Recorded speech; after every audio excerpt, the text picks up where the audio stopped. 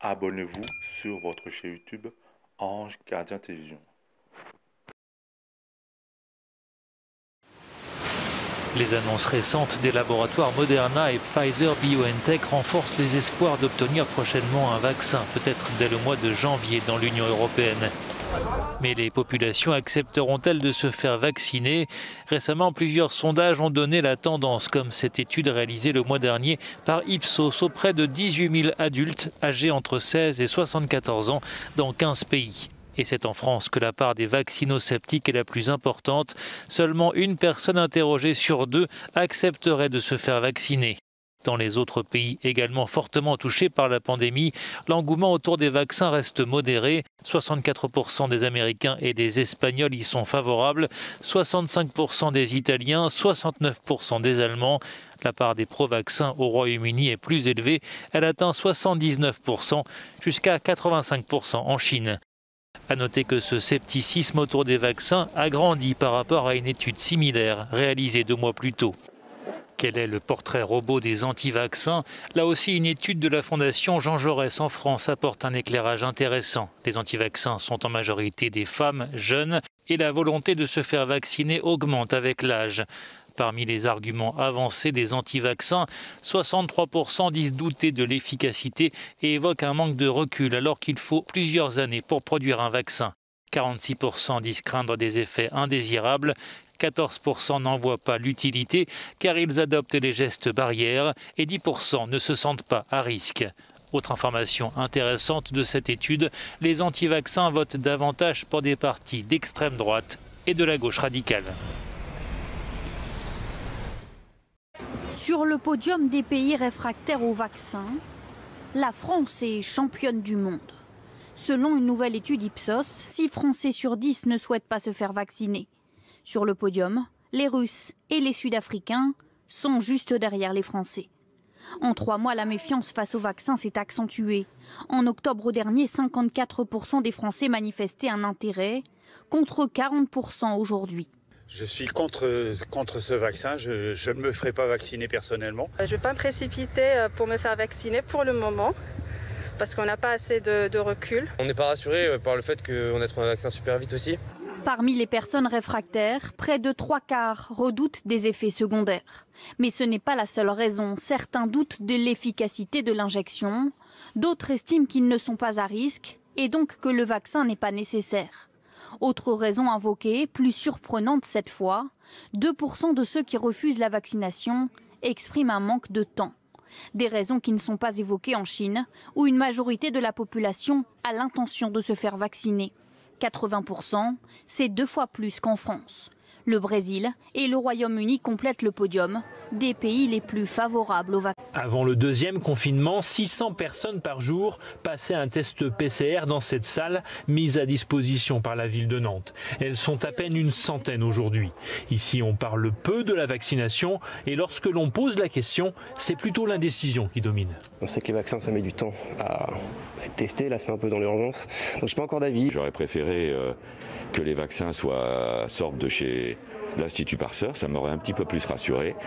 Donc voilà, je suis complètement dans l'expectative, mais sauf si on est vraiment obligé, aujourd'hui je ne prévois pas du tout de me faire vacciner. Si je le fais, ce sera uniquement pour mon entourage et mes anciens et tout ça, quoi. Voilà. Pour lever les doutes des patients et faire baisser la tension sur cette question, cette généraliste estime que la parole politique ne suffira pas.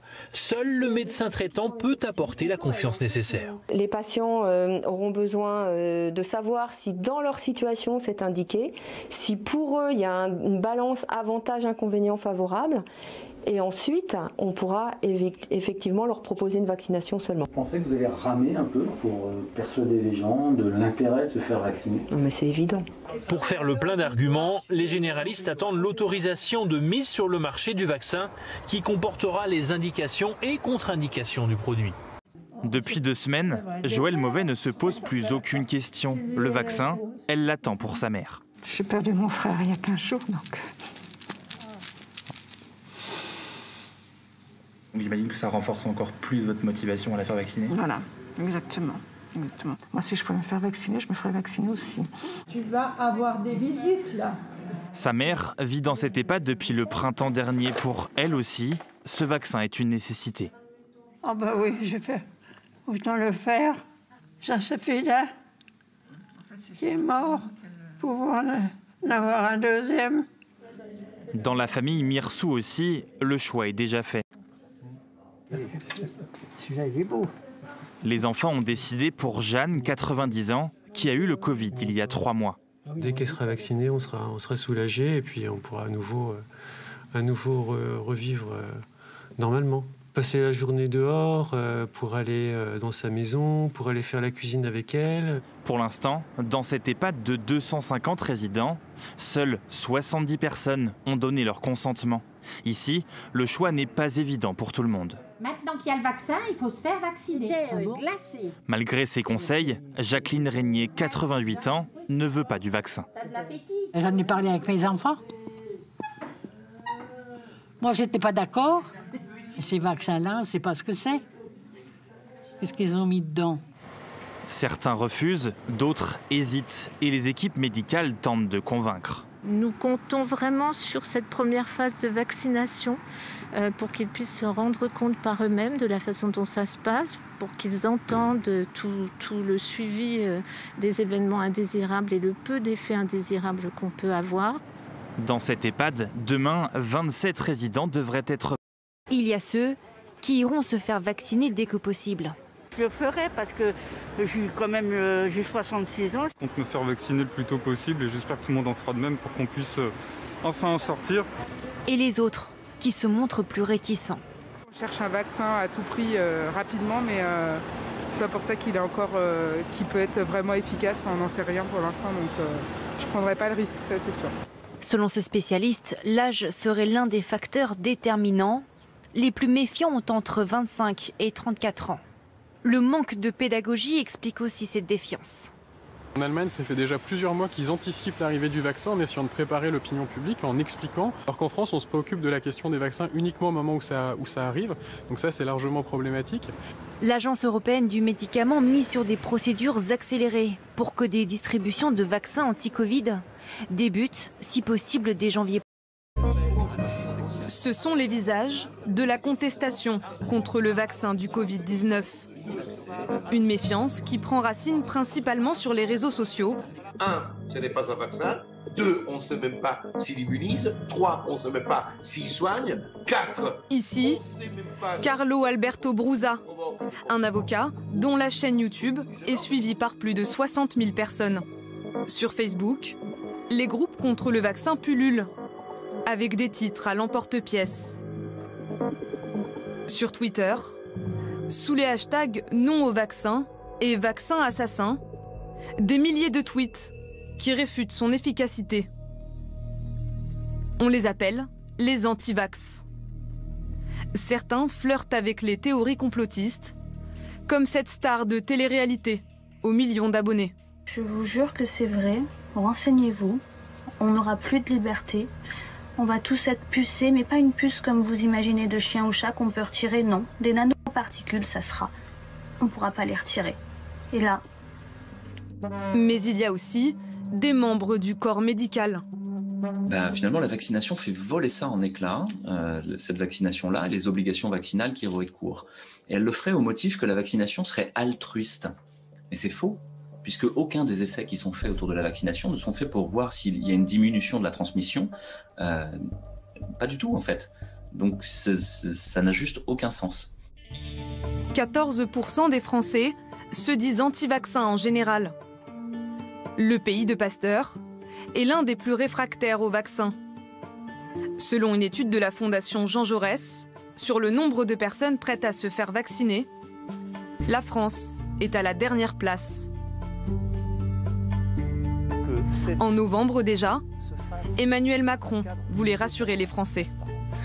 La vaccination doit se faire de manière claire, transparente, en partageant à chaque étape toutes les informations, ce que nous savons comme ce que nous ne savons pas.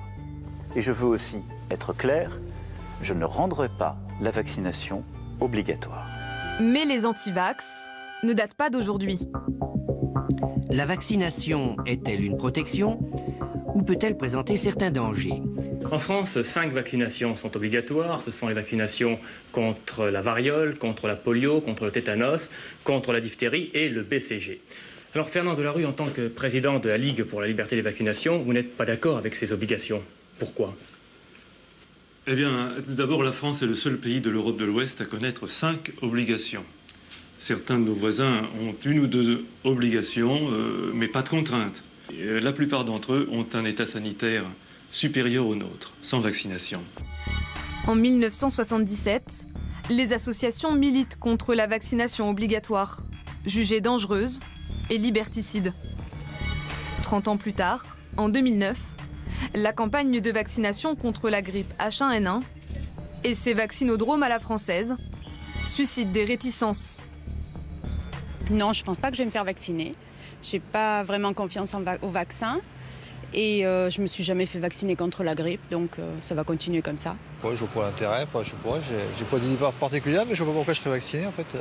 Ça m'intéresse pas en fait, voilà. Je suis naturellement résistant et par rapport à ça, je pense que j'ai pas besoin de vaccin. Au 19e siècle, Louis Pasteur, l'inventeur du vaccin lui-même, a été moqué.